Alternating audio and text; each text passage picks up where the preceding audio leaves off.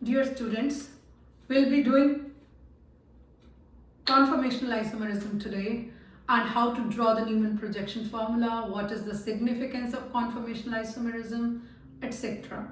So we'll be studying this concept by taking the example of ethane molecule. As you can see, in ethane molecule we have two carbons and both of them are connected to three hydrogens. So this one represents one of the carbons, to which these three red balls, they are the hydrogens. And I'm going to make the carbon-carbon bond to make it look like an ethane molecule. So this is the carbon-carbon bond which I'm forming, and this is the ethane molecule. Here both red as well as the blue ones, they represent the hydrogen atoms. It is just for making a distinction between the different conformations. I've used different colors, right? So if you look at this molecule, this is the ethane molecule, right? But if you look at from this side, that is what will give you the Newman projection formulae. And why those formulae are used? Because they make the things like very much easier on paper. You can understand those things. So if you look at this conformation or the structure of ethane, look at the board. So the front carbon can be represented with this dot, while the back carbon with a circle. This one is a circle, complete circle, right? So front and back, and the hydrogens are shown there. If you can see, the hydrogens, they are just next to each other. So this represents the eclipsed conformation, because these balls, they are totally covering each other, they're eclipsing each other. So that's why it's called eclipsed conformation. So the blue ones are just behind the red ones, right?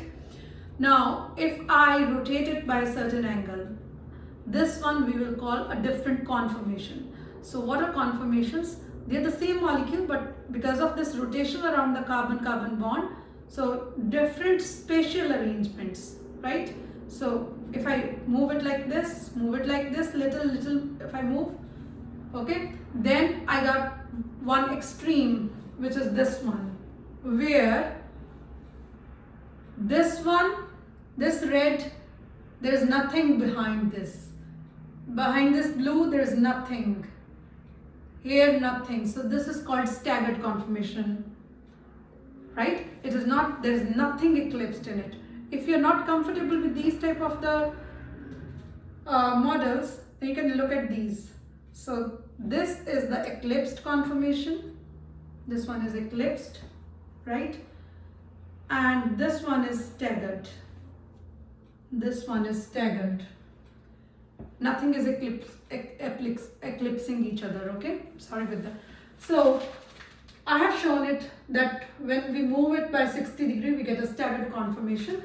So there are n numbers of possible conformations, but we study only the extremes, like every 60 degrees, say, right? So when I rotated this by 60 degrees, I got this one. This is a staggered conformation. Now, what is the difference between these two, and what is the significance of all this? Now, if you look at this one, which is the eclipsed conformation. In eclipsed conformation, the electron cloud of blue hydrogen at the back and the electron cloud of this red hydrogen, they are in the same space. They are in the same space, so they start repelling each other. Although they are not that high repulsions, but there are repulsions between these two. So is the case if you look at this red and blue. So is the case here. So eclipsed conformation is having so many repulsions, and because of that, energy of the system increases and the stability of the system decreases, because repulsions, lots of repulsions. So what would happen to the system? System becomes unstable. Okay. Now, if I go for the staggered conformation, which is this one, then in this space, in this red hydrogen space, there is no other hydrogens, so there are lesser repulsions, or there are no repulsions in space for this type of and so is the case here, so is the case here. So that is why staggered conformation is more stable, because there are lesser repulsions. That's why it is more stable. So staggered is more stable as compared to eclipsed conformation. At room temperature, the barrier for this rotation in case of ethane molecule is very less. It's just 12 kilojoules per mole. It's like this is moving like anything. Okay, it's difficult to even see which one is staggered, which one is eclipsed, because it is moving so quickly.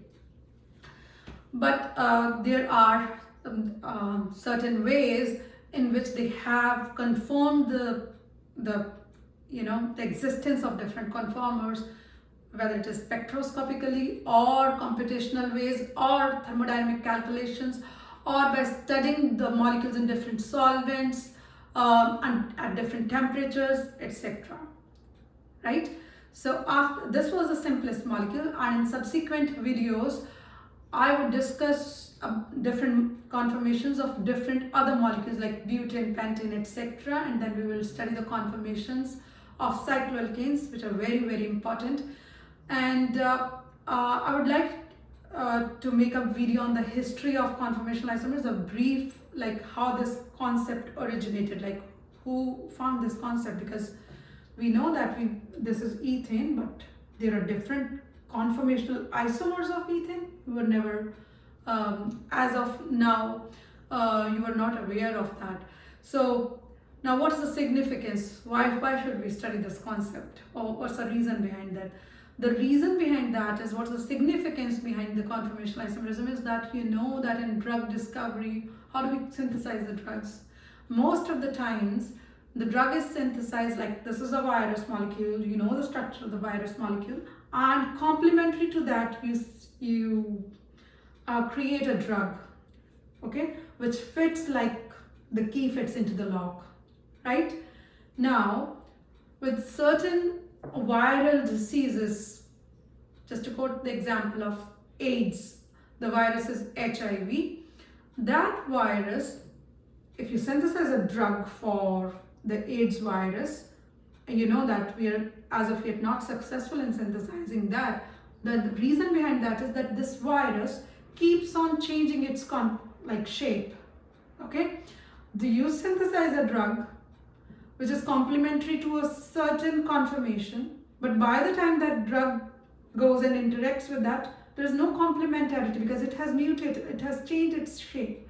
So what you want is that there should be a drug which has that conformational flexibility, which can also change. If this changes like this, that also changes like, if this changes like this, that also changes like that. So we want to have certain drug molecules which have that conformational flexibility, and that is where this whole study finds application in.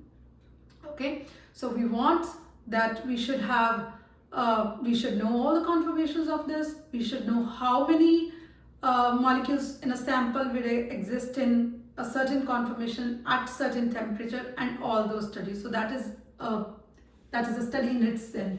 So this concludes the conformational isomerism and the Newman projection formula. This is called the Newman projection formula. The way we write it, the way we see it, that is the Newman projections, right?